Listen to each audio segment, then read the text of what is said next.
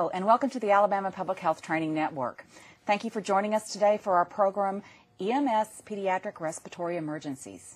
Our objectives today are to identify anatomical and physiological airway differences in children that impact ventilation, define respiratory distress and failure, outline management priorities based on the assessment of severity of illness, including the proper use of positioning and adjuncts, and to apply knowledge in appropriately responding to case scenarios.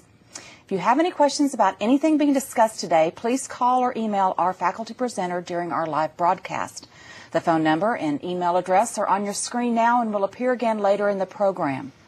Also, the handouts, sign-in sheets, and evaluations are available online. You will need to register for this program in order to access those materials. Continuing education credits have been approved for EMS, nurses, and social workers for today's program. The Alabama Department of Public Health is an approved provider of continuing nursing education by the Alabama State Nurses Association.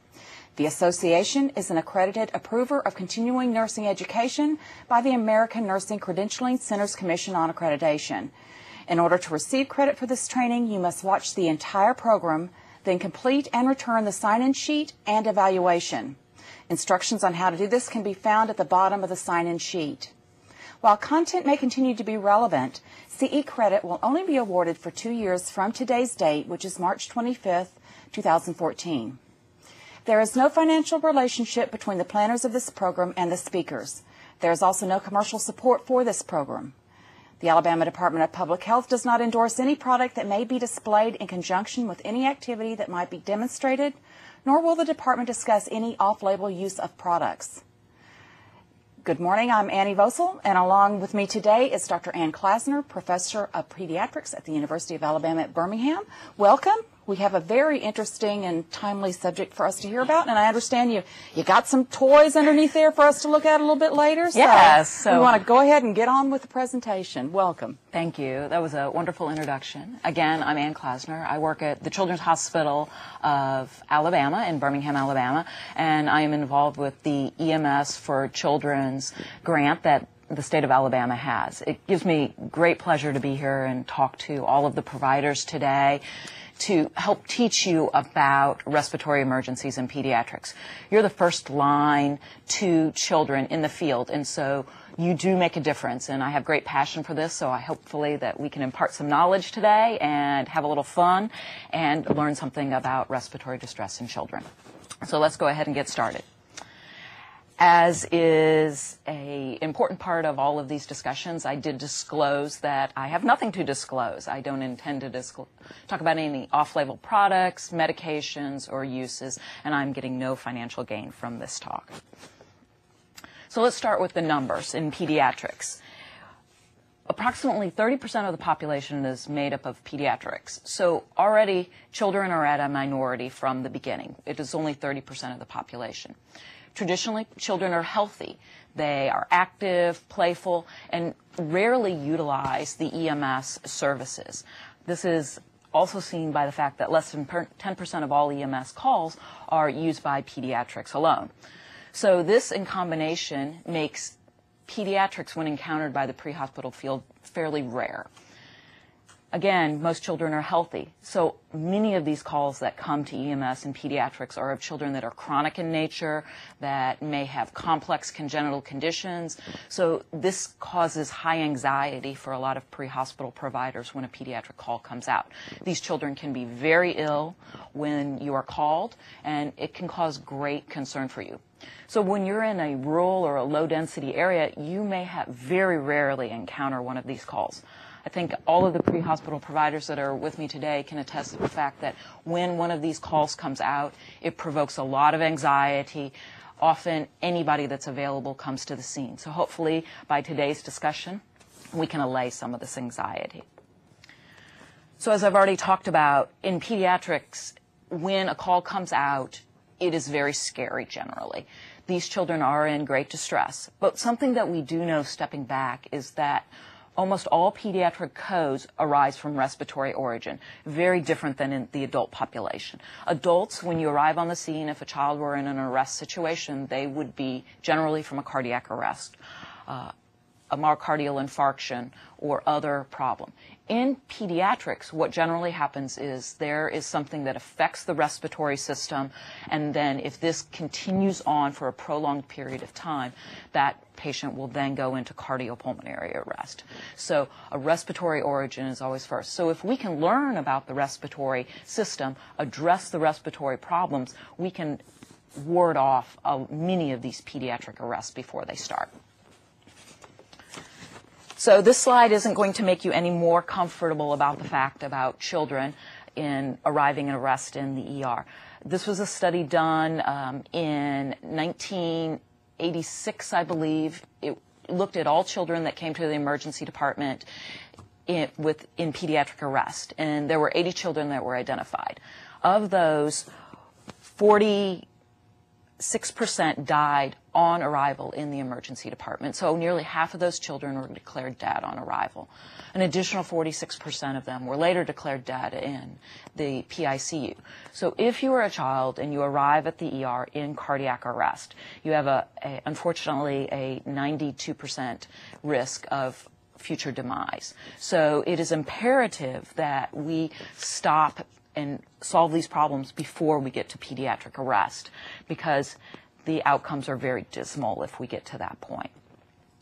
We also know that once cardiac arrest ensues, there is approximately somewhere between 4 to 10 minutes before you will go into, or when respiratory arrest happens, 4 to 10 minutes before you will go into cardiac arrest. So when you arrive on the scene, if a child is in extremis and is having problems respiratorily, your ability to intervene can really save this child's life prior to coming to the emergency department. So, as Annie already discussed, some of the objectives that we'll be talking about in this talk are going to be airway differences between children and adults, and those things that will impact respiratory issues in children. Defining the difference between respiratory distress and respiratory failure so you can know when to intervene and how to intervene. We'll talk about some management priorities based on whether you're in distress or whether you're in failure. Positioning adjuncts. This is some of the models that I've brought along and some of the tools that I'm going to show you to help emphasize some of these things as we talk today. We'll do some case scenarios and actually talk about some research that has come forward as well. So hopefully you'll enjoy our talk today. So the first thing to start with is children are not small adults. So knowing adults alone is not adequate to understand children. Children are unique. Their heads are proportionately larger. This causes major positioning issues, and we will discuss this later. The facial anatomy is still developing in pediatrics, and so this brings in lots of problems. It's an ever-changing process in a child. An infant is different than a child, is different than a young adolescent, is different than an adult. So it is important to know the entire spectrum as we learn this. And although we might not face this on a daily basis, understanding it is going to be paramount when you face these children in the field. So let's start from the top, the nose. Children have very small noses. It's almost half of their respiratory resistance to airflow at all ages. Infants' noses are short and flat. By 6 months of age, their nares have doubled in size. So a very young infant, their nose is very small. Any obstruction to this nose, these nasal passages, is going to cause significant respiratory distress. So in addition, infants are obligate nose breathers. And so any occlusion of this airway is going to be a problem.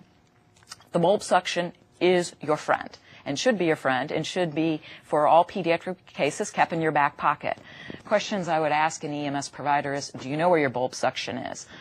Do you know what size your bulb suction is?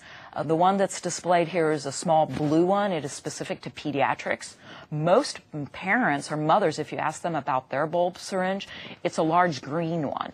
Those green ones come from the OB tray after delivery, and generally it's far too large to fit in a baby's nose. And so although she may be trying to suction the baby's nose out, she can't get good enough depth. So get your blue bulb suction out. Do you know how to use it? Does the parent know how to use it? Maybe they're not doing the technique right. And so suctioning first the mouth and then the nose to help the child breathe. The bulb suction is my friend. I work in the emergency department the other 6 days a week during my life, and we, during the winter season, use the bulb suction multiple times a day on multiple patients. So mini charts I write, please suction patient, and usually that is all that is needed to get these patients in a much better breathing state. So clearing airways and addressing the nasal passages is paramount in pediatrics. So if we move on down, the tongue is very large in the pediatric population. It's relatively larger to the bony structures that surround it. Again, I had talked about their head and their facial bones are still developing, and so they're very small. The mandible is very small in a child to start with. Their tongue is very large. This tongue can get in the way. If a child, especially as they get a little bit older and it becomes even floppier, and as the chin is developing, this tongue, if you have loss of tone, can flip backwards and cause obstruction, can cause a lot of upper airway issues. The classic scenario, while I see this a lot, is perhaps a child who is wheelchair bound, has cerebral palsy, mental retardation, and maybe well known to the EMS service because has seizures. If this child has a seizure, loses control of their tongue, they may occlude their airway. So appropriate positioning, getting the tongue out of the way, opening the airway, good neck positioning in these patients is going to be extremely helpful and maybe all that is needed. We spend not only using the bulb suction, but lots of times positioning patients appropriately to allow for better air movement in the ER. So we move on down the larynx. The larynx is also high in the pediatric population. For the infants at the C1 level. As the child ages, it slowly moves down. By 6 months, it's about at the C3 level, and by the adult age, it moves to the C5 to 6 area. So what happens is we already have a small mandible, a very large tongue, and the larynx is very high. So everything is very compressed in the pediatric population. There is very little room to work with in the mouth. So small changes in positioning can make huge differences in the airway. The great thing is adults have a lot more room to work with and have a lot more forgiveness. Unfortunately, pediatrics, it's a very fine technique and just being very cognizant. In addition, in the pediatric population, the larynx is positioned much more anteriorly. So you're definitely going to have to get the chin much higher in order to allow opening of those airway passages. And we'll talk more about this as we move on. So, again, we had talked about the larynx and the anatomy of the larynx, a little bit more specific information. Also in the pediatric population, the epiglottis is very floppy and omega-shaped. This becomes a much more firm structure as you age. And so the epiglottis will also flop and be floppy and cause occlusion to the airway in the pediatric population. The cricoid cartilage is the narrowest part in the pediatric population, and it's also very narrow, almost a funnel-shaped in pediatrics. So the upper airway is a very small and tight structure. All this elongates out as you become an adult, and you have much more less resistance, easy air passage as you age. So children are not small adults, and there are very specific things that we need to do in order to help them out. I alluded to resistance a little bit, and this slide gives some discussion of that. An infant's airway is approximately 1/3 of that of an adult, and their absolute resistance is much higher than an adult. The formula at the bottom talks about resistance. The large R is resistance. And it's a very scary formula. It has lots of numbers in it, and so we can ignore most of them. The number that we need, or the letter that we need to focus on, is the small r. That's the radius. It's on the bottom, and you can see that if the radius or the internal diameter decreases even slightly, then there's going to be a 4-fold increase in the resistance. So a very small change in the internal diameter in an infant caused by secretions, caused by swelling from anaphylaxis, could be a huge problem in the adult population. So if the radius is halved, there's a 16-fold increase. This becomes very important in situations where there is croup.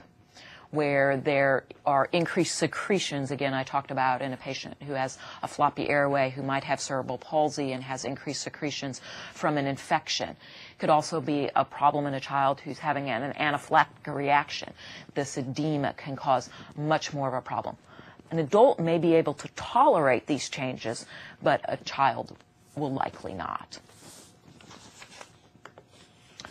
So we talked lots about anatomy, from the nose to the tongue to the small mandible to the high larynx to the fact that small amounts of secretions are going to make a huge difference. I'm sure I'm not making you any more comfortable about the situation right now. The other scary thing is that when you show up on the scene, these children may be who you're faced with. The young lady with trisomy 21, also known as Down syndrome, has other problems in addition to the ones I've already talked about that are in a routine child. She's got an additionally large tongue. She has cervical issues. She's obese. This is going to further compound and make her respiratory anatomy even more complex. The other child, the small young child, has Pierre Robin. Pierre Robin is seen quite frequently. Hopefully you'll never have to see it in the pre-hospital world, but this is just one example of another pediatric condition. He has micronanthia, which means he has a very small jaw. So even markedly smaller, you can see his lower jaw is much smaller. So we talked about how small the airway is, the larynx, how big the tongue is. This child's airway is going to be a potential nightmare. When this child comes into the ER, I get nervous, and I do this every day. His tongue is very large. So these children may be who you're facing. So being armed with knowledge is going to help you in the field know what you're encountering and at least try to take a deep breath and be thoughtful as you approach these children in a very careful and thoughtful way.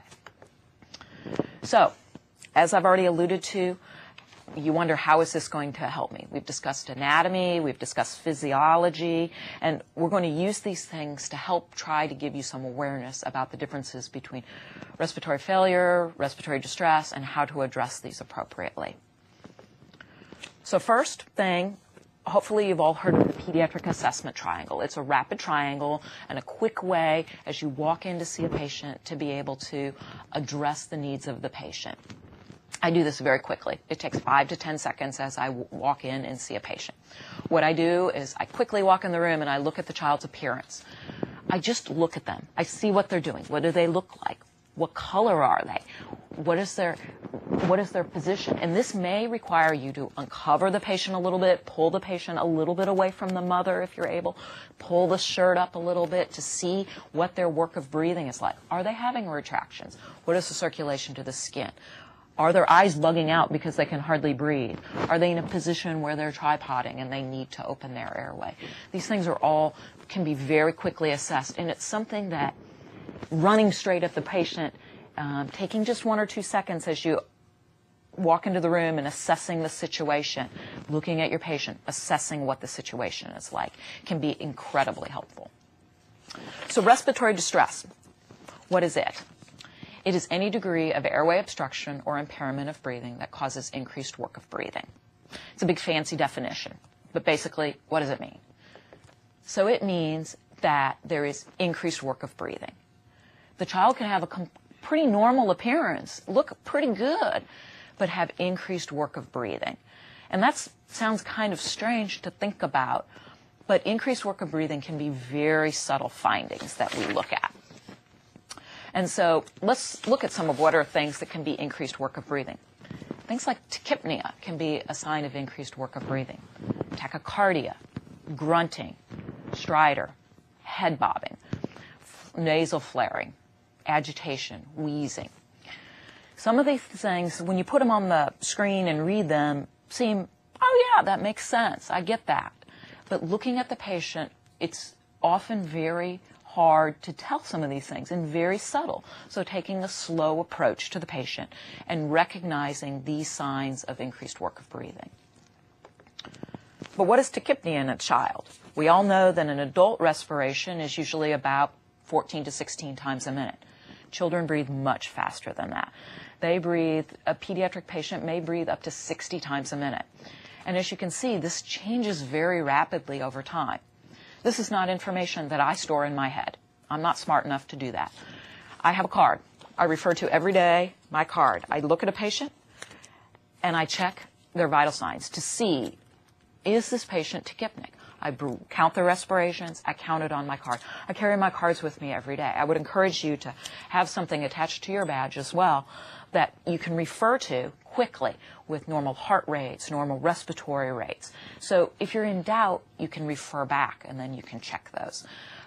If you take PALS courses, they'll often give you these. You can find them online. There are lots of locations. You can make your own and laminate them, which is what we've done. So these are very important signs to see. So picture is sometimes worth 1,000 words. This is what I used to say about 10 years ago, before the day and age of video clips. So, but this is a picture. The question is this patient in respiratory distress? It's not even a moving picture, and I can say, yes, he's in respiratory distress. He has a little bit of a look of fright on his face. You haven't even touched the child, and you can tell this. He's sitting in a position to try to open his airway and to keep his breathing open. He seems to have some retractions in his chest wall. His positioning is showing respiratory distress. And this is something to be aware of because we don't want this to progress. Is this child having respiratory distress? Absolutely. I would even argue to say he might be close to respiratory failure at this point, and this is definitely where you need to intervene. You can see he seems agitated in the picture. He's got very marked retractions. His head position, he's almost attempting to open his own airway. Remember, I talked about his larynx being very anteriorly positioned. He's trying to get it open so that he can get more air in. So this patient is surely in respiratory distress. So the first thing we're going to do is look at a video clip, and because now in this day and age, videos even are worth 10,000 things compared to pictures. So the first video clip will start, and there's no sound with this. You can see this child is having head bobbing. This is a sign of respiratory distress. Nobody's even approached this patient. You haven't put a pulse ox on him. You haven't touched the patient. That's head bobbing. If you uncovered the patient a little bit more, you might see retractions, but that is head bobbing. And you can see this child is sleeping and seeming pretty comfortable. I've had many a colleague come to me and say, come and look at this patient. This is work of breathing. Something needs to be done to intervene in this child. So we'll go ahead and move on to the next video we have. I have a second video that I'd like to show you.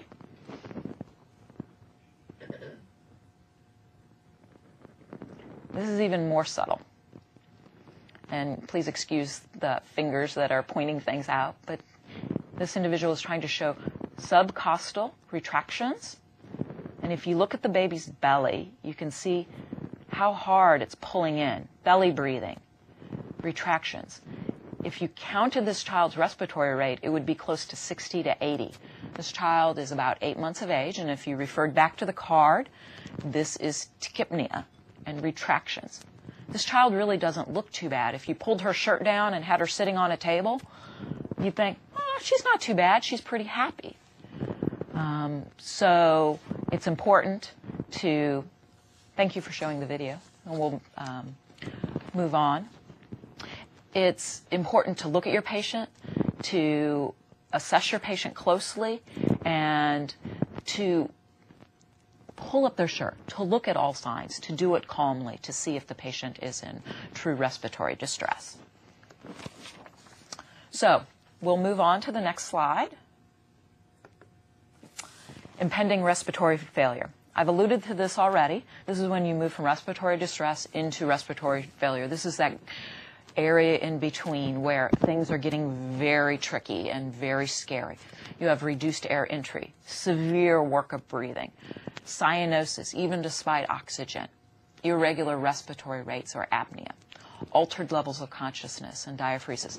Altered level consciousness is an interesting phenomenon too in pediatrics.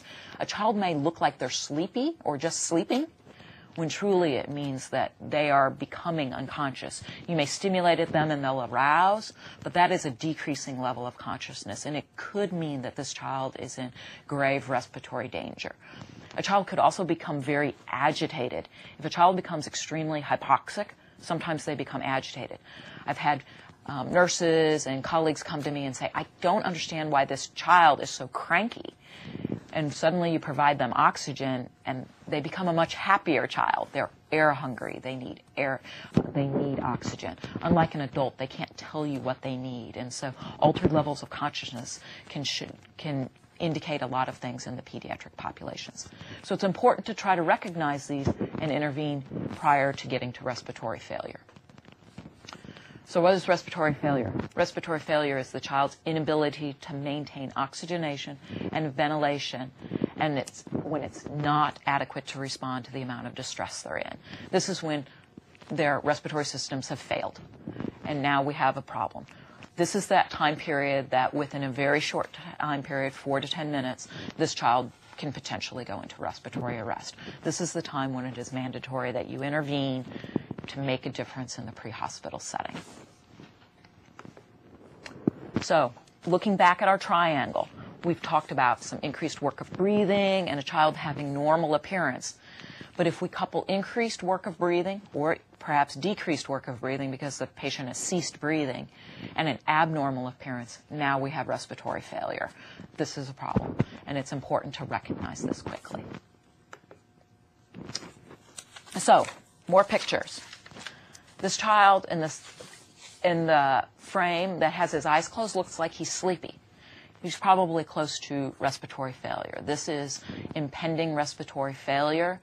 This child is having altered levels of consciousness. It is important to intervene. These children have retractions. They are trying to adjust their head positioning. As you can see, interventions are being given to these children and care is being given, but this is what is important, and hopefully you'll recognize and be able to get to quickly. I also encourage you to recognize these children, neither of them have their shirts on.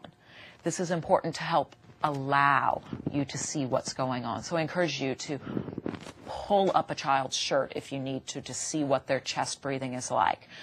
You can put a blanket over them to keep them warm and maintain their heat if you need to, but exposing their chest wall so that you can see how their breathing pattern is paramount.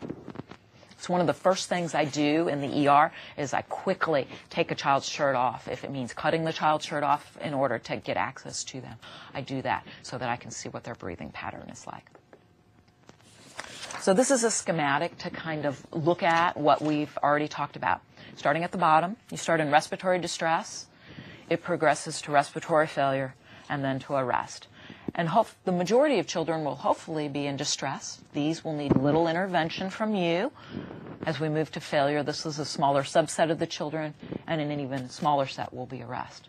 So hopefully when you arrive, you can address the child in respiratory distress and never have to see respiratory arrest.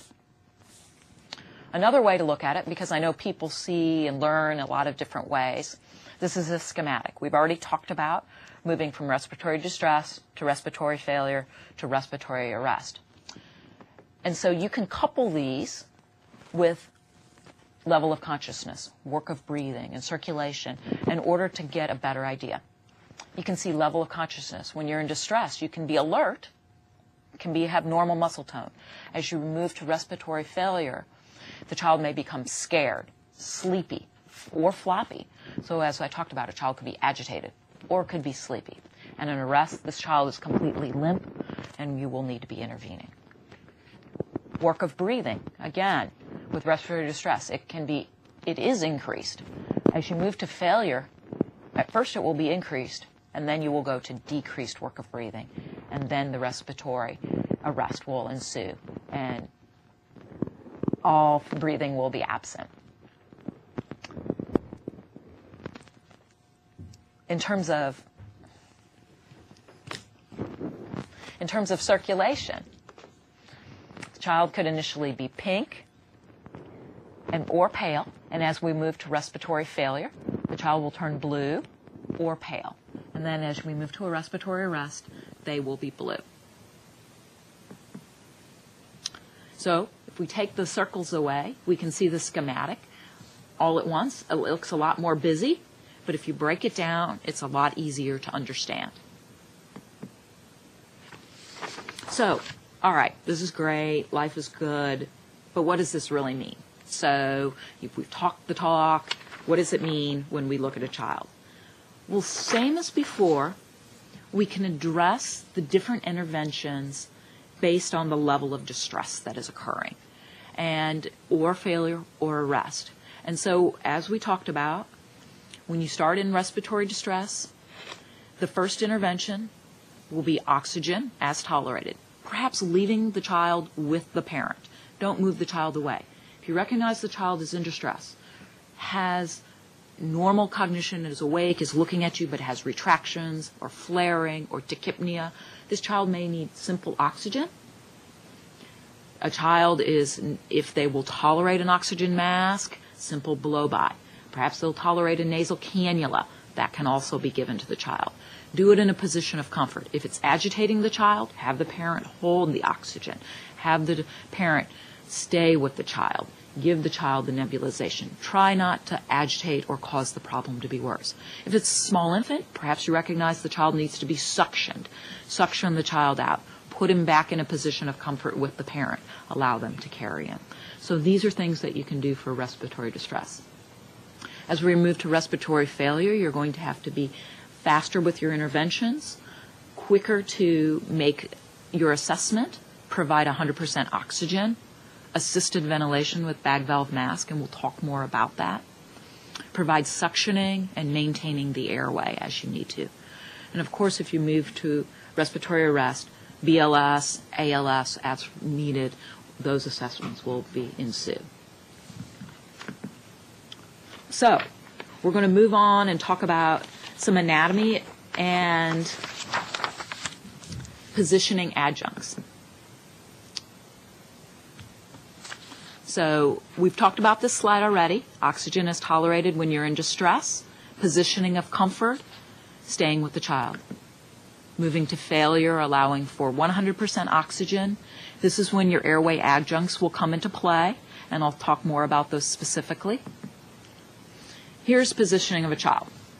This child is not maintaining his neck position. We talked about how small the mandible is, how high the larynx is. This child's airway is occluded. This child will not maintain his airway. Appropriate child positioning means that you must place a towel under their neck to get them into more of a sniffing position. Raise their chin. Allow their airway to open, to breathe. And this is crucial to allow for a straight airway. Adults will not need this. Pediatric patients will. I spend lots of time doing airway positioning in the emergency department with children, patients who are sedated. They need good airway positioning, and we will do this for them. So this is an example of head tilt that may be happening. It's good positioning that we can do and allowing for the child to get in much better positioning and open the airway. Here's another example, another alternative to head positioning. It's jaw thrust. A child his chin may also be weak, and just pulling it forward. A triple technique is called when you pull the chin down, forward, and then up, almost taking the lower teeth and positioning them in front of the upper teeth. This again pulls the tongue out of the way and allows for better airway entry. I do lots of positioning and lots of holding of positioning in the emergency department. And sometimes this is all that is needed to allow a child to breathe, is opening their airway. A patient who's had a seizure, who may not be breathing well, who perhaps you have given Valium to, who is sedated, will need his airway opened a little bit. And just opening the airway often will be all that is needed. Occasionally additional oxygen can be provided in these situations as well. So this is an example of bagging, good two-man technique with bagging. And I realize that's not always possible in the pre-hospital setting. And one bagging with good technique can be equally as effective. But good bagging, you can see that this individual is using his some of his additional fingers to hold the jaw up and position it very closely and tightly to the bag. It allows for additional tightness when you're bagging and allows you to be able to maneuver the airway better. So I'm going to take this opportunity to show you a few examples that we have. I brought a little individual with me today. This is baby Annie, and she's one of the simulation babies that we use in our simulation lab. And so I want to just show you that a child, when they lay, will generally assume the position with their neck more down. You really need to allow for additional head tilting from the side to allow you to be able to see this child in his head position. When they're down, this child, if you were to breathe for him, air would not go in. His chest wouldn't rise. And this sim baby demonstrates that. If you came to our sim lab and did this, there would be no chest rise. You would have to have this baby positioned in a sniffing position to allow his chest wall to rise. And you can see a little bit of that happening here.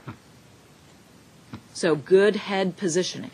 Often in the world, if a child is sleepy, if you can just lay them down and position them, hold their airway open from behind. This can often, you can pull their chin down. This can allow their airway to be open and they can breathe. And then if that doesn't work, you can add oxygen to them before you proceed on to bagging. So I would encourage you, if you have an opportunity, to work with a PALS person or to take PALS or to come to a simulation lab and to practice bagging technique. It's very important. Then if you think it's some of the children that I showed you in the earlier pictures with congenital deformities, these children have very small jaws, and so you may have to do alternative things. Hopefully everyone knows that when you use the bag, the pointed side is what goes over the top of the nose in that fashion for bagging of the child. In children with very small mandibles, sometimes we will turn the mask the opposite direction to allow, if they have a very small mandible, for bagging. It generally will not work in a congenitally normal child, but only a child with a small jaw, and it will allow. So that's another technique that you can try as well. So hopefully seeing the baby in real life has been helpful. We'll move him to the side and continue on with our presentation.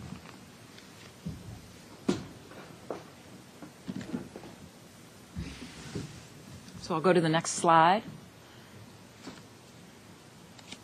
So we're going to talk about some airway adjuncts now.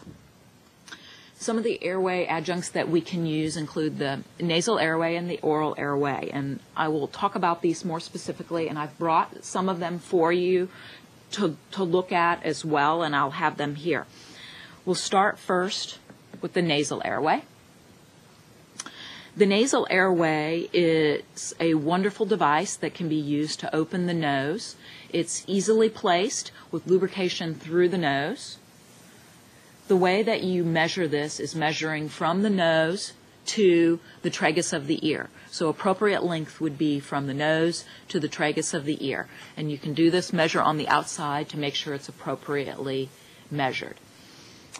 You easily insert these with a little bit of lubrication through the nose, and rarely are there contraindications, basilar skull fracture, so perhaps an MVA or concern that there's facial injuries, a CSF leak or coagulopathy would be the rare instances where they would be contraindicated.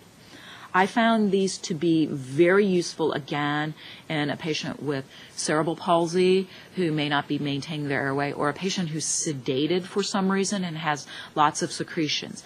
These are easily placed through the nose and then allow for much better opening of the airway.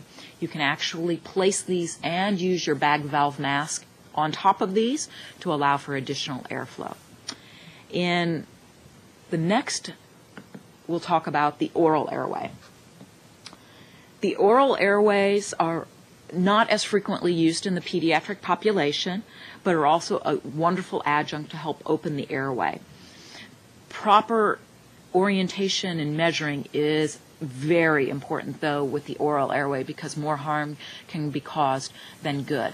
So measuring must be done from the mouth to the angle of the mandible. And again, it's done on the exterior, and then you will know the appropriate size. This tube is positioned in the appropriate size. It allows for the tongue to be depressed and the airway to be opened.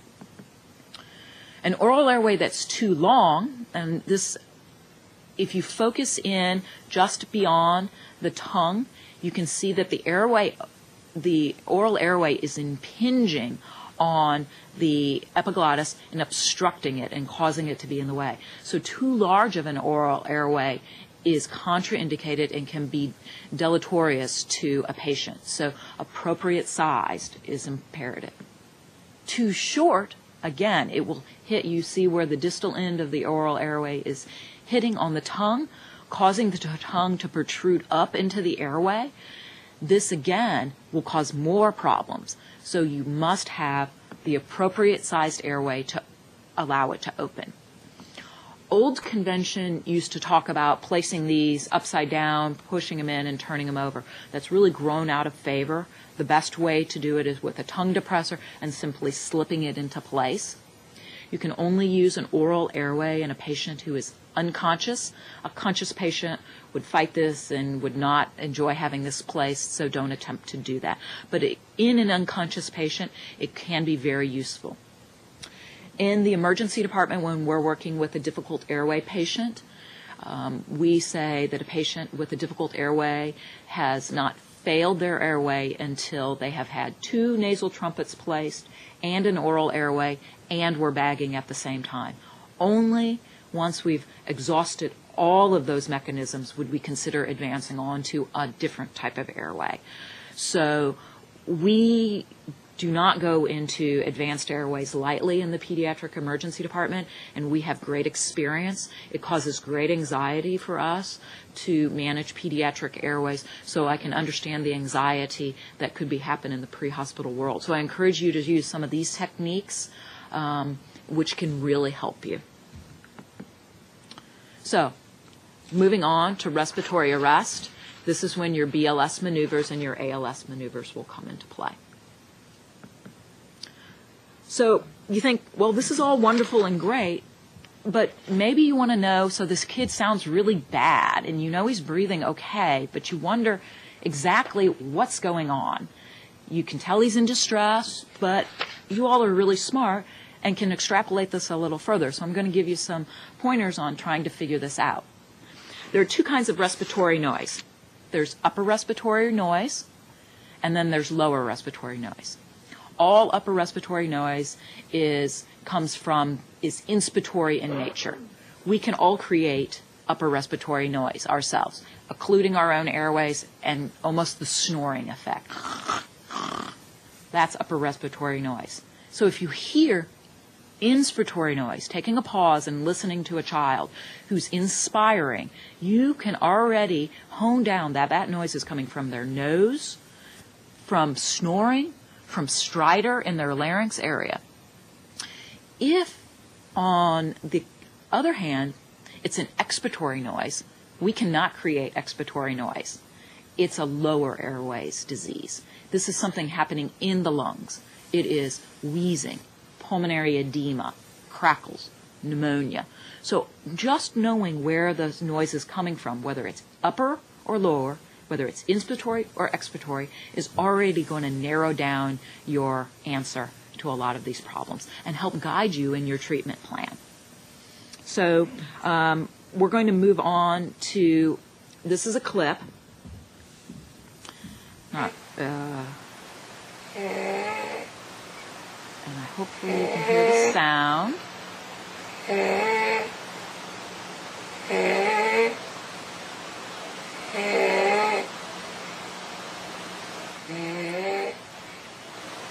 Inspiratory noise. This child has inspiring, very quiet on expiration.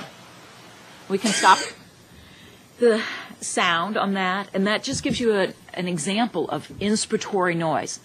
This child has stridor. That inspiratory noise is called stridor.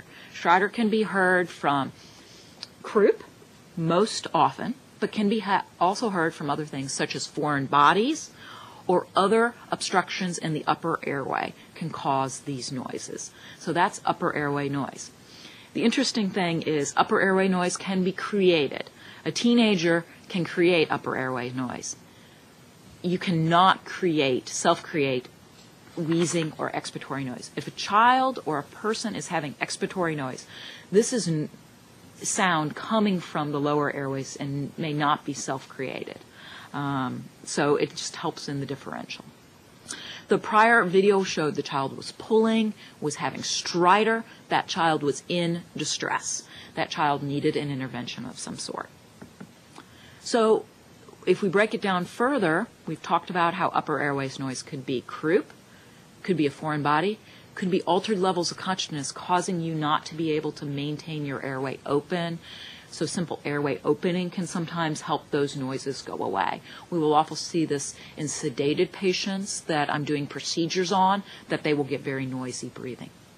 Lower airway noise will be infection, asthma, could also be a lower airway foreign body, could be smoke inhalation. In the adult population, although we're not talking about them today, could be pulmonary edema is another big sign that we see from lower airway noise. So interventions, again, are also based on where the sound is coming from. So if it's upper airway noise, if this is croup, you should limit the patient's agitation, maintain their airway, do airway adjuncts as needed, but mostly for croup, keeping the patient calm. If it's a foreign body, you may need to intervene if the patient is not breathing any longer, opening their airway. As long as the patient is maintaining their own airway and is able to breathe with a foreign body, you should just get that patient in a position of comfort to the hospital. With lower airways disease, the interventions that we look towards are oxygen, inhalers or albuterol, aerosols, perhaps racemic epinephrine treatments for croup, if this is croup. So, we've had a lot of opportunity to talk about anatomy and upper and lower airways disease and respiratory distress and respiratory failure.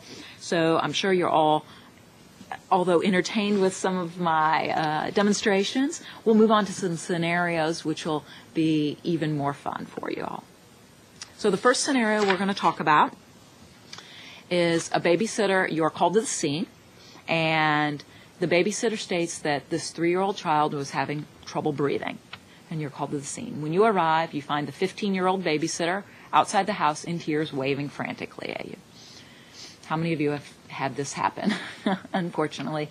So as you quickly move into the scene, you enter the house, you notice that there are lots of beer cans about and loud music blaring. And this is probably fairly typical of the scene that you may see at a scene that you arrive at.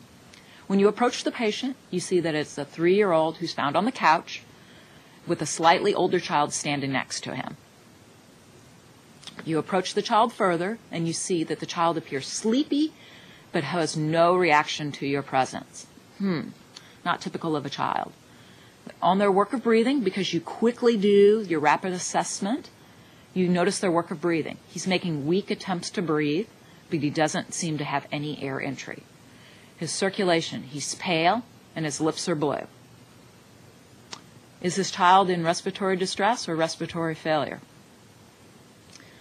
This child's unfortunately in respiratory failure. His lips are blue, he's not moving, he's got an altered level of consciousness. This child is in respiratory failure. If you do not intervene, this child has a 92% chance of perishing before they get discharged from the hospital. Now is the time to intervene and do something. You can make a difference in this child's life. It would be important to institute BLS, ALS, to start your rapid assessment of this child and interventions as necessary. You open the airway, you start your basic air opening, you realize no entry of air goes in, you do back blows on the child, and a coin pops out. This child had a foreign body. This is a very classic case that you could see in the pediatric population. Children put all sorts of objects in their mouth, in their nose, in their ears, in all sorts of locations. So a child swallowing something is a very common thing that we see in the emergency department. So choking hazards are a very big deal in the pediatric population and a place where you can make a large difference. If this child had a foreign body, but it was not 100% occluding the airway, he may just be displaying respiratory distress with stridor and work of breathing. Again, as we had talked about before, positions of comfort, providing oxygen, and transporting this child would be important. So let's move on to another scenario. Dispatch is called, and this mother states this 6-year-old has had a cold and is having problems breathing. So you arrive on the scene. This father is waiting at the door and escorts you to the mother, who is standing while rocking the infant in her arms and trying to console it. So you take a closer look at the baby. They state the baby will not take the bottle. The baby has been very fussy and hot and seems to be struggling to breathe.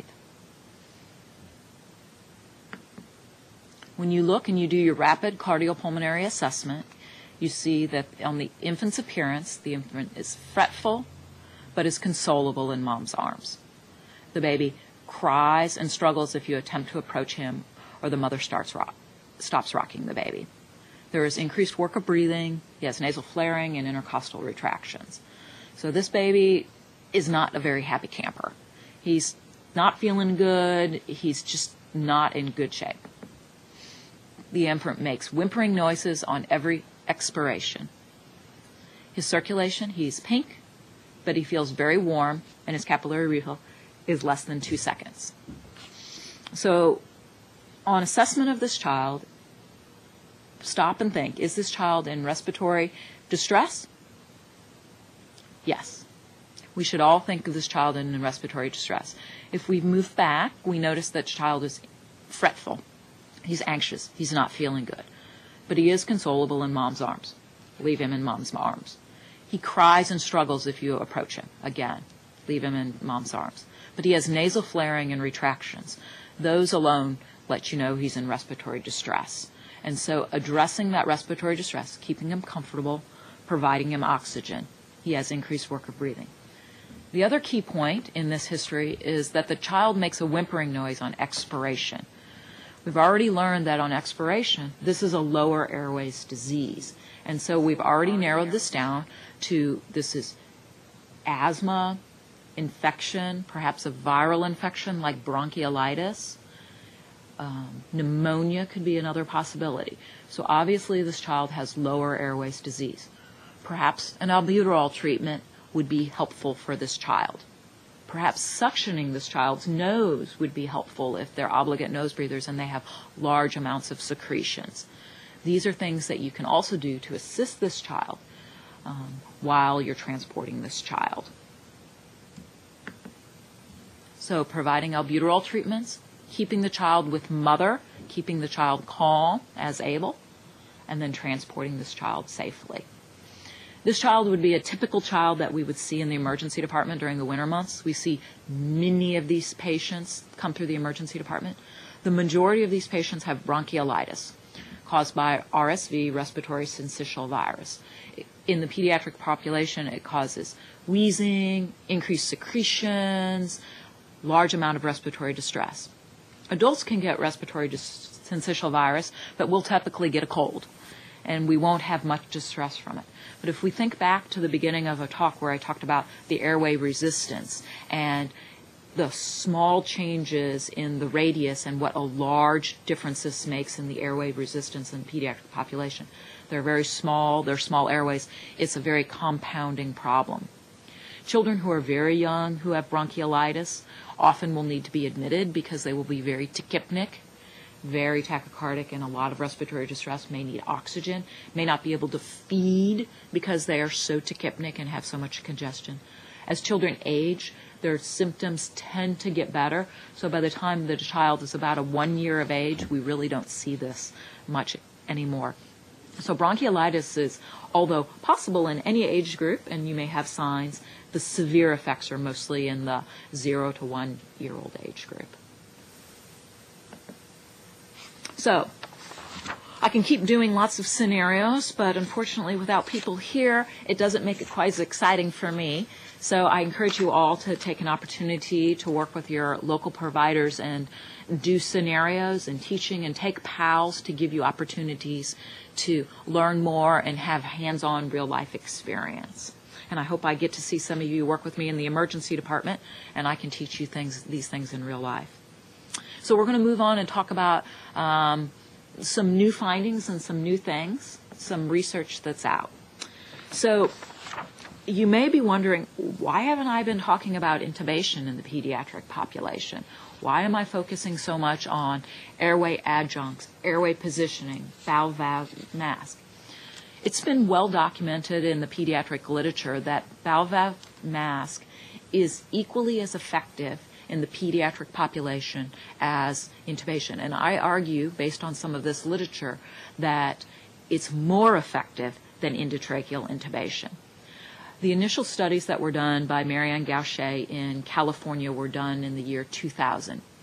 She actually took pre-hospital providers, and on alternating days in California, on even days, if a child was in respiratory distress and needed to be intubated, they would be intubated. And on odd days, she would only allow for bag valve mask to the hospital. Her survival rates on the odd days where only bag valve mask were better than in the days where there was intubation done for pediatric patients. The theory behind this is that intubating pediatric patients is a rare event, and in the pre-hospital setting, the rate of complications, misplaced tubes, is extremely high. And if those are unrecognized, demise can happen to the child. But with good bag valve mask technique, maintaining of an airway can be provided en route to the hospital setting, and a child has increased rates of survival. So that's why we've been focusing on good positioning, good airway techniques, and bag valve mask. The second article that is listed here, and I encourage you to look these up, was a more recent article done in 2008. And it was a question, again, whether EMS paramedics should perform pediatric tracheal intubations in the field. And actually what they did was they looked at 300 children and they compared pre-hospital paramedics in the field to helicopter transport for intubations. And in the helicopter group, those pediatric patients that were intubated had a 63% survival rate. So not a great survival rate even for the helicopter trained personnel who have extensive training with intubation, drugs, etc. Even their outcomes are fairly poor. In the pre-hospital world, paramedics, their survival rate was only 5% on those patients who needed intubation. And of those who were intubated, upwards of 40% of those tubes were in the wrong position. So giving further evidence that in the pre-hospital setting, in the field, bag valve mask is the preferred technique to use at this juncture. I'll take a little liberty and extrapolate this a little bit further. There is questions coming. When I started my pediatric training many years ago, children were intubated in the field routinely, and this information has come forward about bag valve mask in the pediatric population since I've been a physician and practicing. And it's taken a long time to have trickle-down effect and for us to do good pre-hospital work here in the state of Alabama, have our protocols are written as such, and I'm thrilled with how we operate here in the state of Alabama. The question is now coming forward, is bag valve mask even better in the adult population? And so this is a food for thought even for you in the field as you move forward. And I'm not saying that anyone should change their practice at this point, but something to consider. In Japan, a study was done in adults, and you can see there were 600,000 patients that were reviewed with out-of-hospital cardiac arrest. That's what OHCA stands for. And in all the patients that had an advanced airway management of any sort, whether it be intubation or other alternative airway of advanced setting, those patients had worse outcomes than the bag valve mask patients. So I think more studies are going to need to be done, but it lends the question, is what we're doing in pediatrics going to be the trend to adults as well? Something to think about. So let's say that you do have to intubate the patient. This is something that's also come forward since I've been practicing physician, is in-tidal CO2 monitoring. Everyone should do in-tidal CO2 monitoring. It is the standard of care that is out there. And there are lots of ways to do in-tidal CO2 monitoring. I encourage you to have it on your bag valve mask, to have it in line to do continuous in-tidal CO2 monitoring if you're able. This is the only way you're going to know if your ET tubes are in appropriate position or not, or an alternate airway. So I encourage you to check to make sure you have this either in your hospital, on your ambulance, where you work, to do in-tidal CO2 monitoring.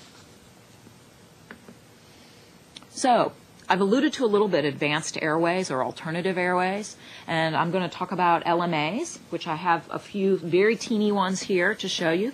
This may be the way of the future in alternative airways in the pediatric population, or an alternative to intubation, in-tidal or LMAs. So there was a study done, and the study is listed here. It was done in 2008, and it's in the Journal of Pediatrics. And they did a randomized trial where they took pre-hospital providers in 2008, and they gave them 2 hours of training on using an LMA.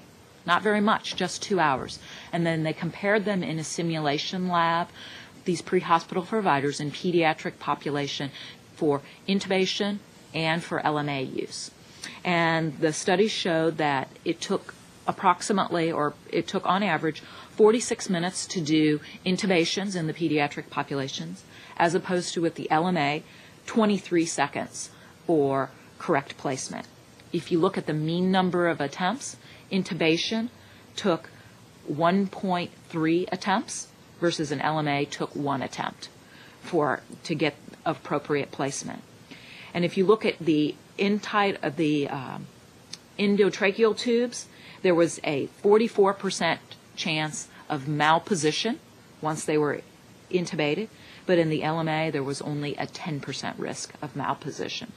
So the conclusion from this study was that in a simulated arrest, and these were all simulated pediatric patients, not real life, the use of an LMA or an alternative airway compared to the end-tidal tracheal tube was more rapid at establishing an effective airway and a ventilation with fewer complications performed by the pre-hospital providers. So this gives us great hope. We did a similar study at Children's of Alabama with some pre-hospital providers using a different alternative airway tube in the pediatric population called the King Airway, and it showed equal results to the LMA, and those results are as well published. I'm not saying that either of these should be used, and I don't hold any stock in either of them, but it is something to think about for your use in the field. So this is an LMA, and I was hoping to be able to demonstrate placing one, but it's not nearly as dramatic when you see it. It's a simple matter of inserting this tube in and sliding it in, and that's as simple as the technique is for placement of it. And you can see what happens is it ends up positioning over the larynx, and as you blow up the outer portion of the tube, this sets itself, and then ventilation occurs through it.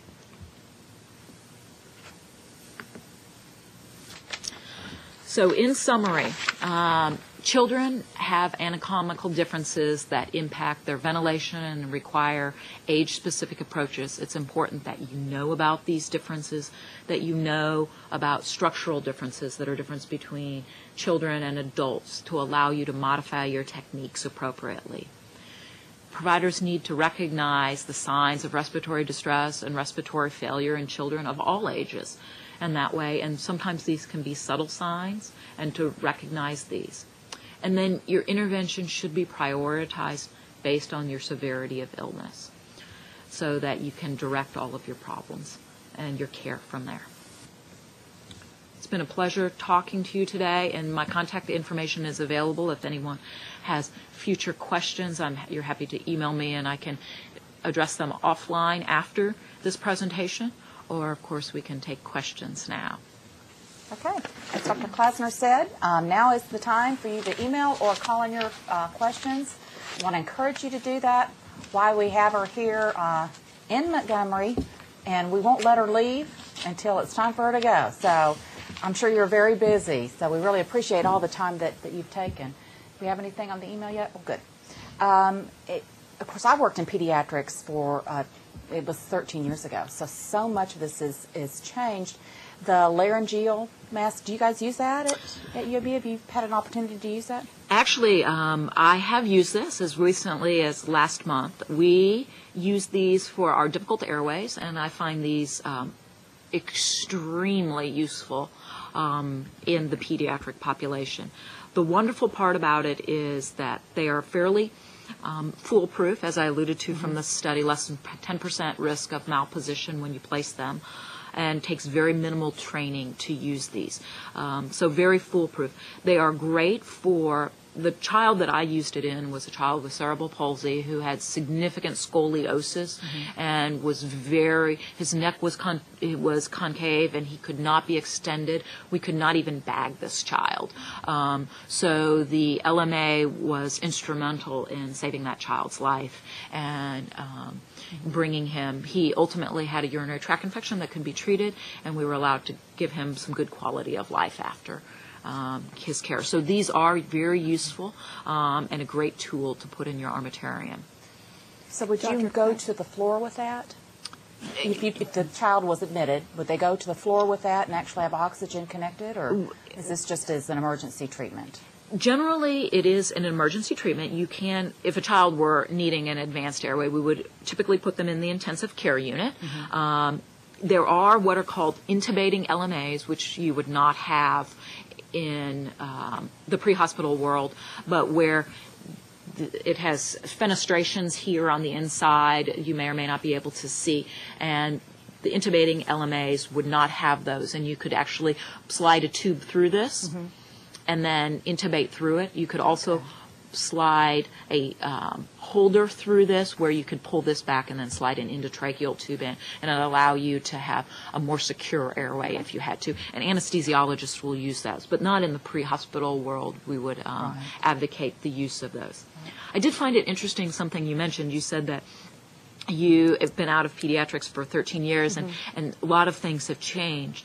Some things, I agree, have changed. Some of the interventions we have, some of the techniques that we have are very new and exciting, and I think young people are very excited. But some of the basics have stayed the same.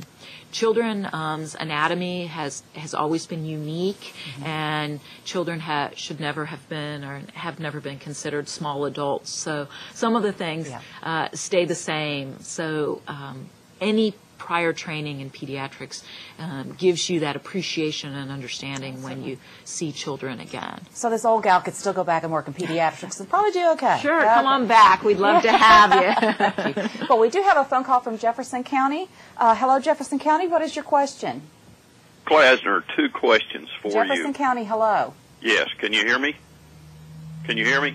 Yes. Okay. Dr. Klasner, two questions for you on pediatric airways. In adults, one of our greatest concerns is not only airway exchange, but also protecting the airway from gastric contents and other secretions. Do we face that same dilemma with pediatric?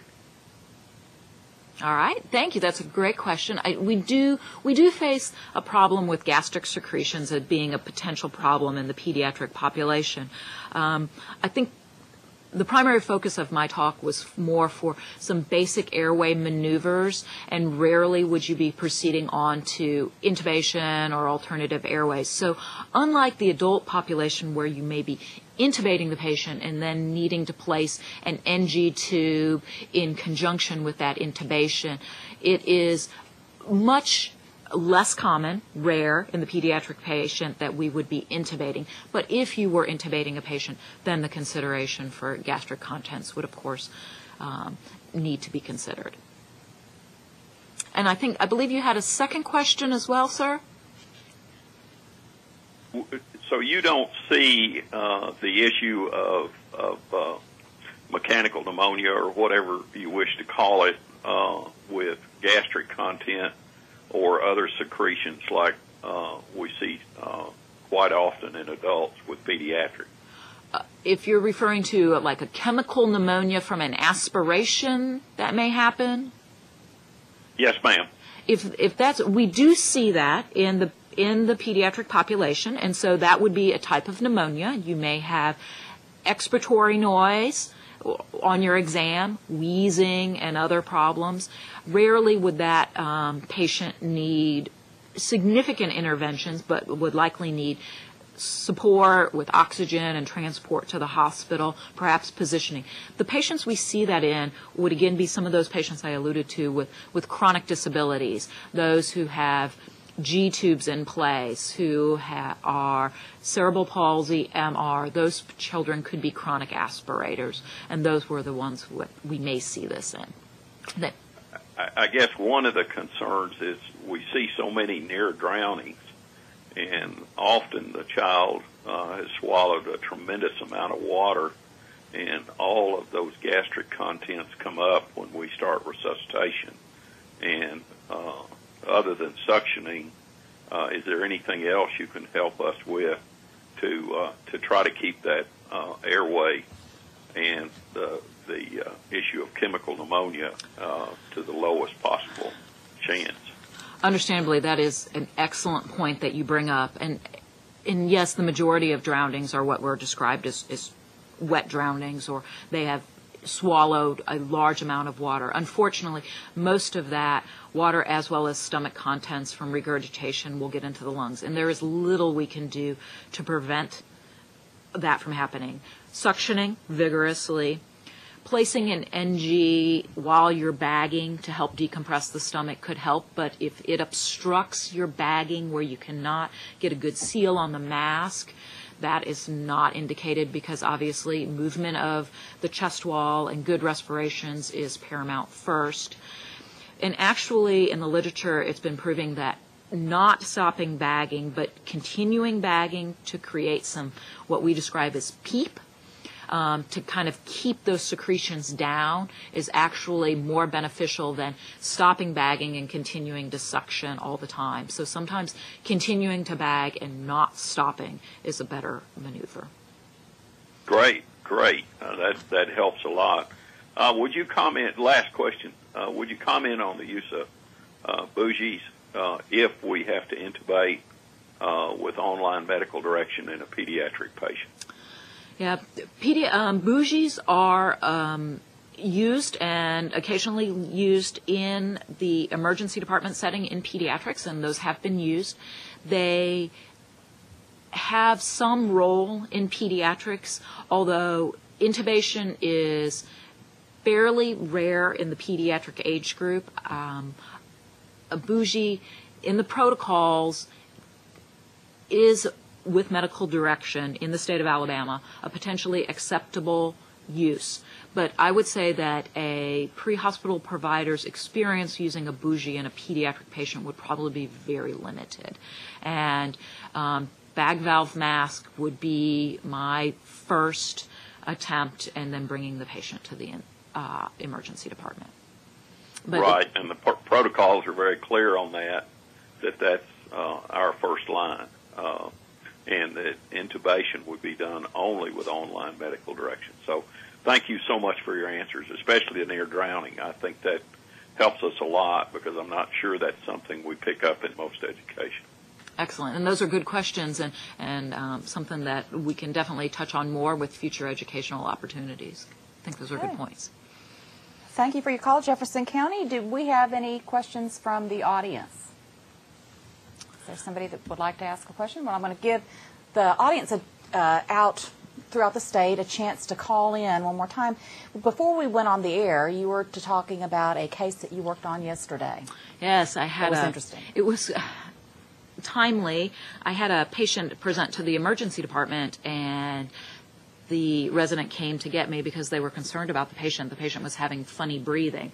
And when we went in the room and assessed the patient was sitting, was a 2-year-old. She was sitting with her tripoding almost, with her airway open and having stridor, and was having definitely some retractions and having difficulty. And only on further questioning of the mother, this had all started immediately after the child had been playing with some plastic toys. It turns out that we emergently called ENT. We did not do any interventions in the child except other than simple blow-by oxygen. That child ultimately was taken to the operating room, and a piece of plastic was removed from their upper airway, which was causing stridor.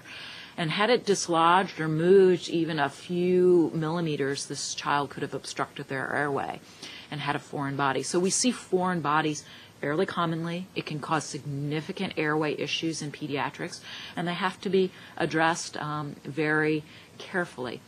It's interesting that the resident, someone in training, was still doing their educational time, recognized the child was having issues and problems with breathing, but really couldn't describe them. And this is a resident who does pediatrics and so sees children every day. So it only echoes further that how hard I know it can be for some pre-hospital providers as they approach a child, which may be a rare event for them, how hard it is to maybe articulate and understand what's going on with these patients. And so only when we slowly talk through this patient and said, listen, is the noise inspiratory or is the noise expiratory? Look at the child. What could we then put the pieces together and solve the puzzle that this child had a foreign body in their upper airway? Mm-hmm. Well, any suggestions? I can imagine, at least when I was working with pediatrics, somebody in white or any kind of uniform didn't often make the child real, particularly the younger ones, very calm. And so I would think if I was an EMS worker that came into a situation, how can you accurately really assess that breathing now, unless they're in a state where they're, have an altered level of consciousness, but that child that is just screaming their heads off and you just don't really know what to do as far as to calm them down, to really be able to assess there's a breathing problem or they're just crying so hard and then mama's real upset and nervous and she's, really, probably exacerbating the situation because the child can sense her anxiety. So as a worker and I come in on that, what do you do?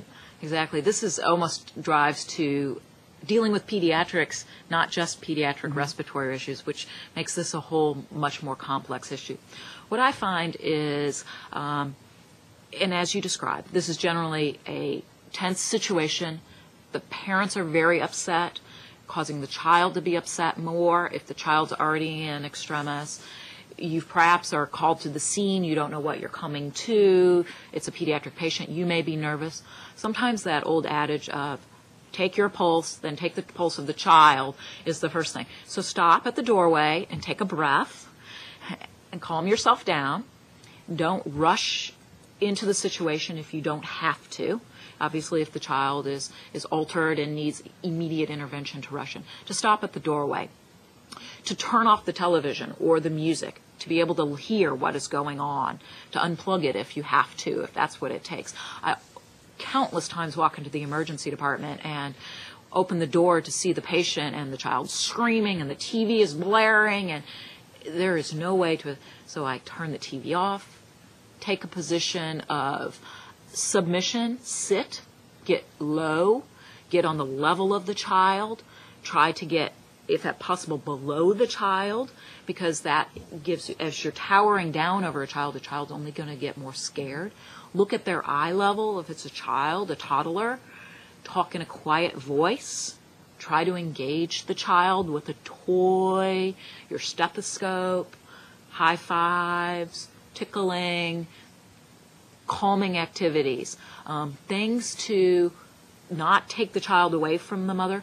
Make sure let the child be in comfort. Maybe stand away from the child while ask the mother to unbutton their shirt, to quietly approach the child, and then you can do this. And I do a lot of time where I walk in the room and stand on the other side of the room and ask the mother to touch the child, to unbutton their shirt. Can you lift up your shirt so I can see how they're breathing?